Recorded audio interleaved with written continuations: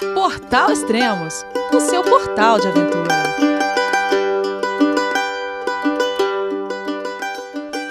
Bom dia, boa tarde, boa noite, bem-vindo a Extremos, o seu podcast de aventura.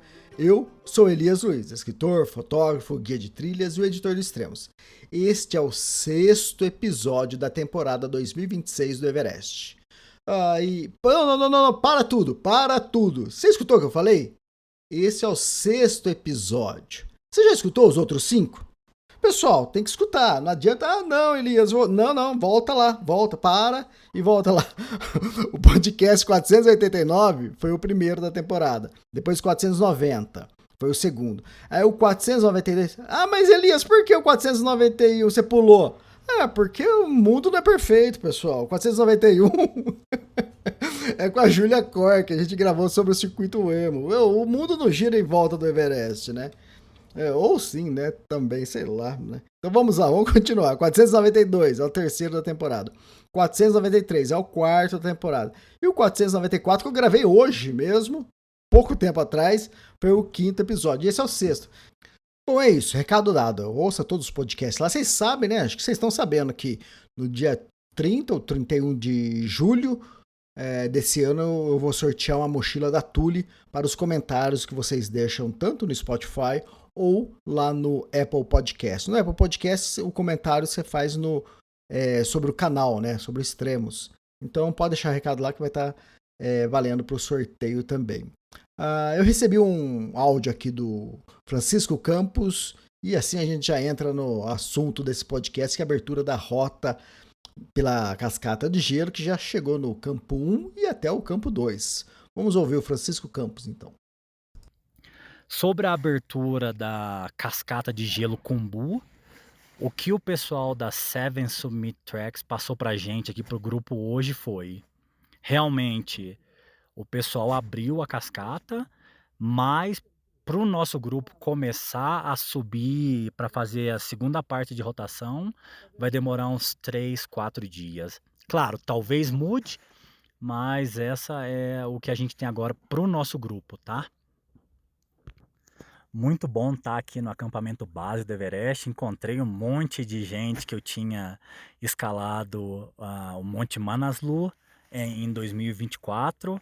Conheci gente nova já também, conversando com uma turma. Tá um ambiente muito bom agora que anunciaram a abertura da cascata de gelo aqui, tá? Muito massa que tá o acampamento base. E é isso aí, pessoal. Um abraço para todo mundo e espero mandar mais atualizações para vocês aí e a gente vai se falando.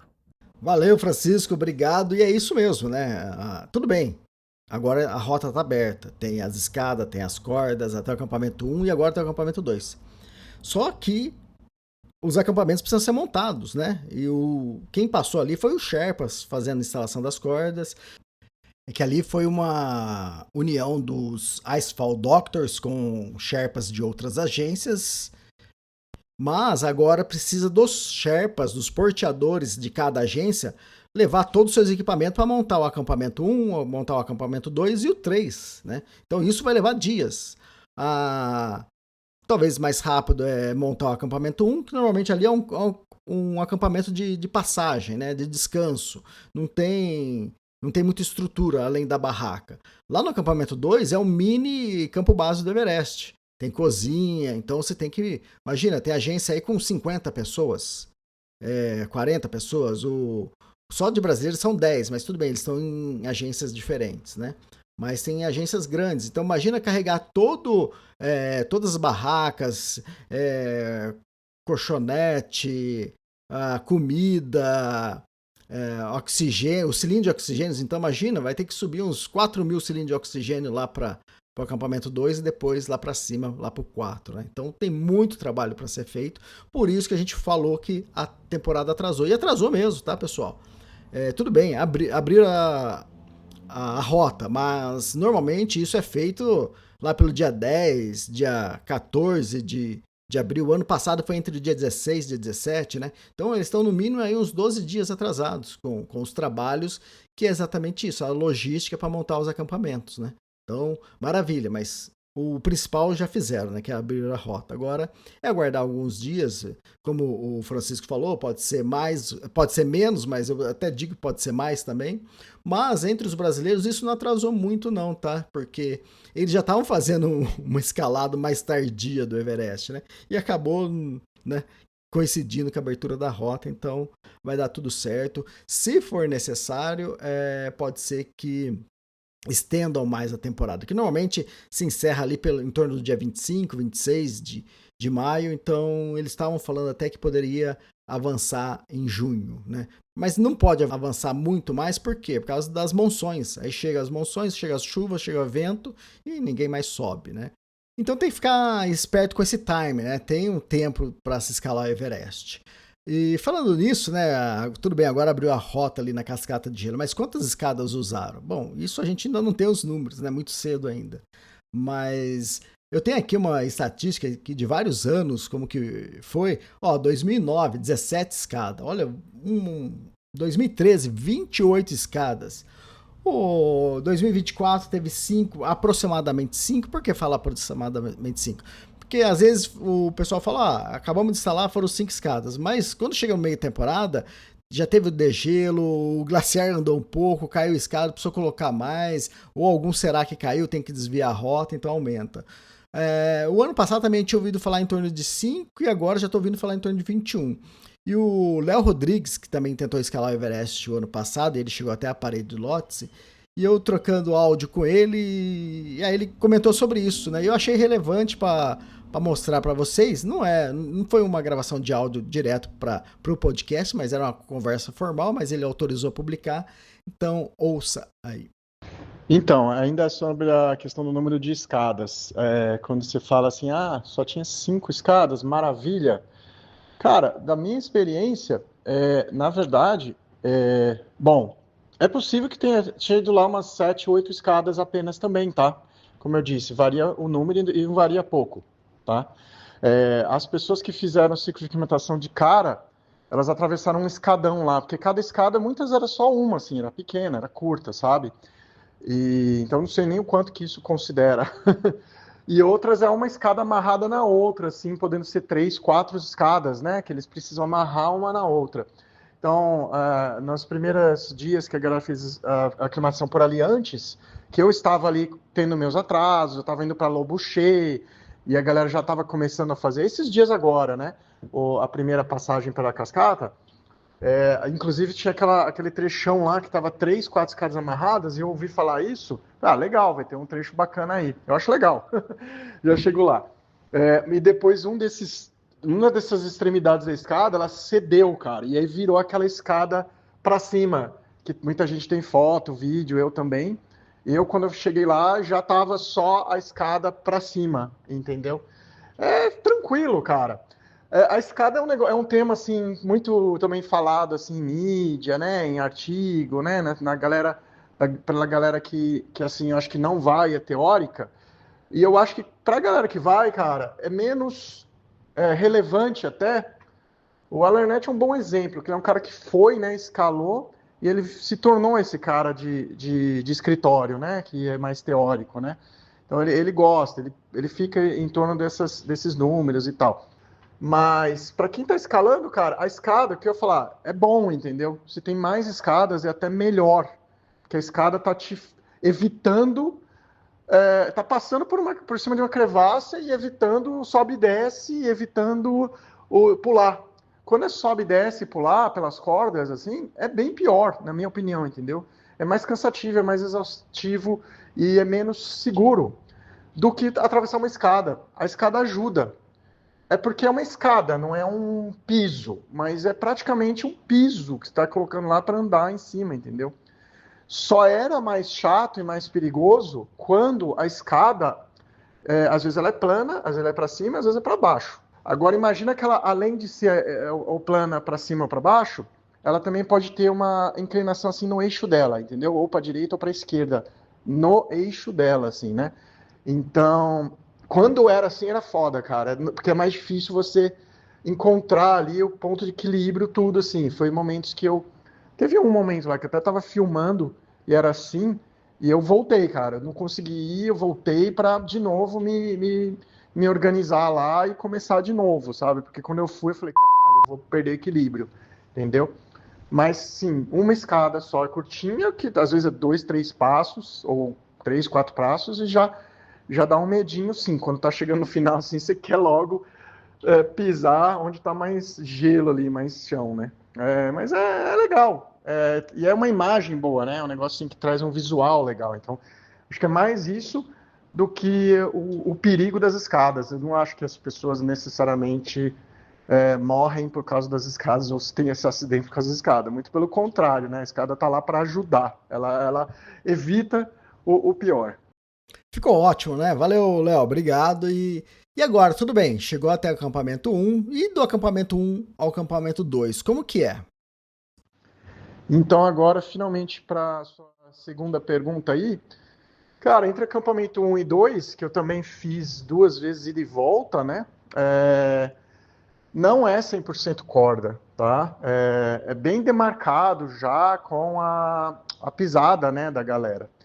É uma rota, assim, que, assim como a rota inteira, ela vai se repetindo a todos os anos. Então, toda trilha, mesmo sendo gelo e neve, né, que chega todos os anos também, aqui em outras montanhas, nas rocks, é assim, a mesma trilha, ela acaba sendo quase que a mesma coisa remarcada. Pode haver algumas paredes, podem haver algumas crevasses que vai precisar ou descer e subir, ou vai ter até mesmo uma escadinha ali, tá? Aconteceu quando eu fui também. E tinha uma subida lá de Jumar, de uma parede, que 5 dias depois eles ajustaram para dar uma volta ali maior. E quando eu dava a volta, eu via ali as marcas da onde havia sido a subida de parede que as pessoas estavam fazendo antes. E quando eu fui já era a curva pela crevassa também. Então, e sim, tem cordas, digamos, 60%, 70%, assim, para uma questão, quando está mais próximo de crevassas, né? Por muito trecho você anda sem crevassas e aí é só caminhar, assim, não tem corda, tá? Então as cordas elas terminam, você sai andando, assim, como se fosse trilha na neve, assim, no gelo, sem crevassas, tudo branco, né, para todo lado. E daí lá na frente começa de novo um trecho que você de novo clipa na corda. Valeu, Léo, obrigado pelas informações. Acho que ficou mais claro aí para o pessoal entender essa dinâmica entre o acampamento 1, que é 5.900 metros, até o acampamento 2, que é 6.400. Isso pode variar um pouquinho, depende do lugar onde desmonta as barracas. Voltando ali, falar das cordas, né, desse tempo que ficou atrasado, né? E eu até brinquei, eu escrevi isso lá no extremos.com.br, é bom que vocês também acompanhem por lá, tá? E eu falei, cara, se fosse na época do Russell Bryce, né, que é um neozelandês, que por muito tempo, ele que liderava tudo ali no acampamento base, ele que montava a equipe que ia abrir a rota na cascata de gelo, ou que ia instalar as cordas até o cume, tanto quando a expedições era no Nepal, quanto quando era lá no Tibete. Ele que mandava, ele era tipo o generalzão ali do acampamento base, né? E o pessoal respeitava muito ele era muito assim, atento com a segurança. E é o que eu falei, esse lance das cordas que atrasaram, porque os Sherpas estavam ali instalando as cordas desde março, tá, pessoal? Tudo bem, eles fizeram uma reciclagem de segurança, de treinamento, tudo. Depois eles começaram a fazer a instalação das cordas. Mas eu achei que estava muito quieto, ninguém reclamando de nada. De repente, eles voltam para o acampamento baixo e falam, não, tem um Serac lá, a gente vai voltar, deitar aqui e esperar o Serac cair, né? E aí depois ainda passou quase uma semana aí que o pessoal começou a se mexer. Falou, não, vamos ver o que é isso, vamos resolver isso, que senão a temporada acaba, né?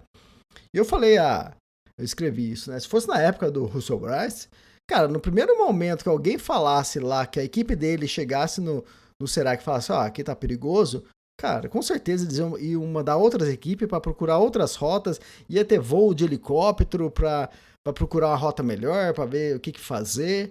E eu até brinquei e falei assim, e se necessário ele ia colocar até um Fiat Uno 147 com escada no teto para abrir caminho, né? Que era realmente assim na época dele, né? Hoje em dia também é assim, tá?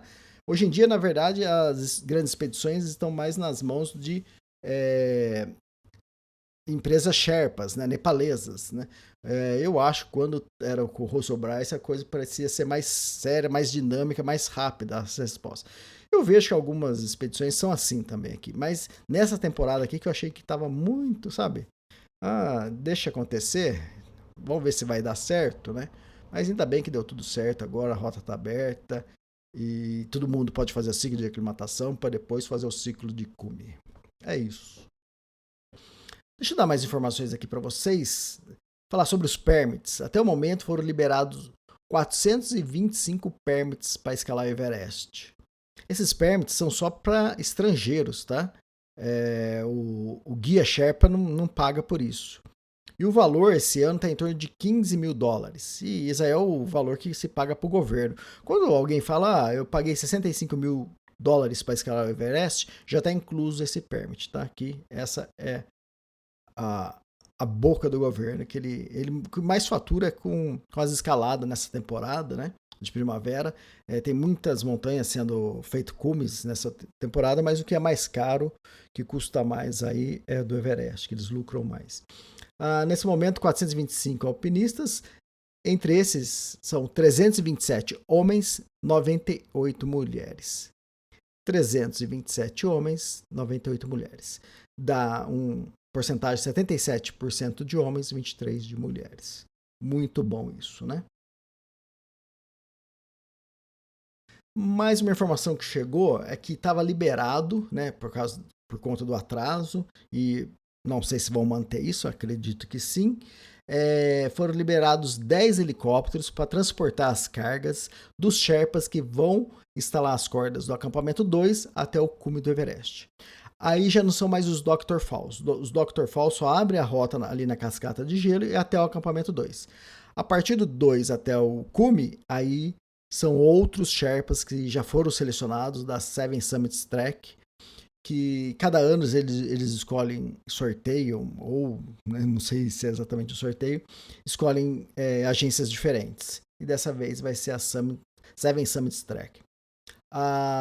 Então eles vão instalar as cordas do acampamento 2, subindo ali pela parede do Lhotse, aí vai até o acampamento 3, que é quase 7.200, depois as cordas vão lá para o acampamento 4, que é quase 8.000 metros, depois vai para o cume. Então isso deve acontecer em breve, e foi liberado 10 helicópteros para transportar essas cargas, né? Porque são cordas, equipamentos, parafusos de gelo, barracas, comidas que esses Sherpas vão utilizar. Então, por enquanto, foram liberados helicópteros para transportar cargas até o campo 2 apenas para esses Sherpas. Não se fala nada se está liberado para alpinistas, né? Normalmente é proibido, tá? Não que isso não aconteça, né? Mas normalmente, se quer escalar o Everest, tem que subir pela rota, caminhando. Então, um pouquinho aqui mais de dados para vocês, isso em relação às montanhas no Nepal. O Annapurna 1 foram emitidos 27 permits, o Dhaulagiri 30, Everest 425, Kanchenjunga 34, Lhotse, que é ali do lado do Everest, 111. A maioria desses do Lhotse é quem está fazendo double head, né? Que você escala o Everest e na descida você já sobe depois para o Lhotse. Tudo bem, muita gente ali vai só para escalar o Lhotse mesmo. Que tem pessoas que estão fazendo os 14 cumes e escalaram o Everest e não escalaram o Lhotse, então eles vêm só para escalar o Lhotse. O Makalu, que não está muito longe aí do Everest, 61 permits. O Manaslu, 2. Pô, só 2 permits no Manaslu? Caramba, hein? Mas isso acho que é porque a temporada forte deles é em setembro, né? Então alguém que está querendo fazer uma escalada diferente no Manaslu. Bom, no outro podcast eu brinquei sobre termos, né? Tem um termo que eu não sei se usa hoje em dia, né? Que é... Vai ver se eu tô lá na esquina. O pessoal, vocês que são mais novos aí, se usa ainda hoje, vai ver se eu tô lá na esquina. Isso é pra quando alguém tá te enchendo o saco, você fala, em vez de você falar dá um tempo, você fala, vai ver se eu tô lá na esquina, né? Porque aí a pessoa tem que sair lá na esquina olhar. Eu lembro quando eu era criança, né? Meus irmãos falavam isso pra mim. E eu, bocudo, falava, não, eu tô vendo você aqui. Meus irmãos, isso é anos 80, hein? Em casa a gente é em 7 irmãos, né? 5 homens e 2 mulheres. E aí, mas eu não sei, eu sempre fui bonzinho. Eu e meu irmão, né? O Marcos tem uma diferença de 1 ano e meio só entre um e o outro, né? E eu lembro que a gente era os mais novos, né? Eu sou o homem mais novo, depois tem uma irmã mais nova. E eu lembro que nessa época meus irmãos inventaram o Bluetooth, muito antes dos suecos, né? Quando a gente enchia o saco, um falava pro outro, o Edson falava pro Júnior, ô Júnior, você que tá mais perto do Elias aí, dá um coque nele por mim. Eu apanhava por Bluetooth, né? Nem pra ele levantar, correr atrás de mim, pra me dar uma chance de escapar, eu tinha. Ai, como pode isso, né? Eu vejo hoje muitas famílias têm um filho só. Eu falo assim, poxa, coitado, cara. Só vai apanhar do pai e da mãe. Lá ele apanhava de todo mundo. Bom, só da minha irmã mais nova aqui não. Bom, e aí? Vai ver se eu tô lá na esquina. Vocês conhecem esse termo ou não? Bom, falando nisso, né? E vocês já compraram meu livro? Vocês já leram meu livro ou não? Ah, eu já tenho seus 5, 6 livros. Eu tenho 6 livros. Aí você fala que só tem 4, tá faltando ainda pra comprar. Ah, se você já tem todos, né? E você aí, tá solteirão? Tá solteira? Marca um date. Imagina você, num date, você levar um livro de presente, né? Leva o da Patagônia, né? Putz! O melhor date que vai ser.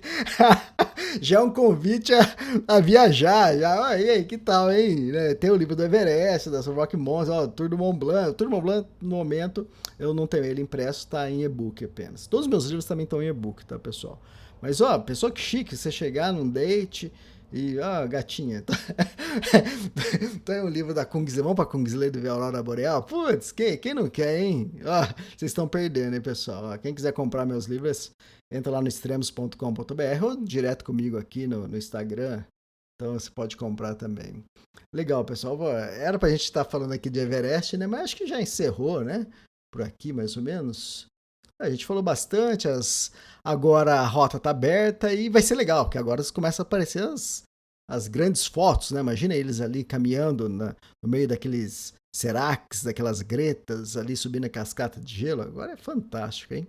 E também, tudo bem, é perigoso também. Então, vamos ficar de olho nisso. Pessoal, valeu, obrigado por me acompanhar até aqui, 20 minutos já de podcast.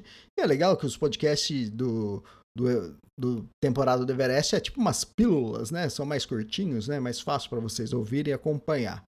Tá bom, pessoal? E não esqueça de deixar recado lá no podcast, lá no Spotify, na Apple, para vocês concorrerem à mochila que eu vou sortear no final de julho. Tá bom? Valeu! Aproveita também, tá? Você não desconectou aí, você não desligou ainda, né? Aproveita quando vocês deixarem comentário, fala de onde vocês são. Sou de Campinas, sou de Curitiba. Aproveita e deixa lá também, tá bom? Valeu, obrigado, Feliz Natal!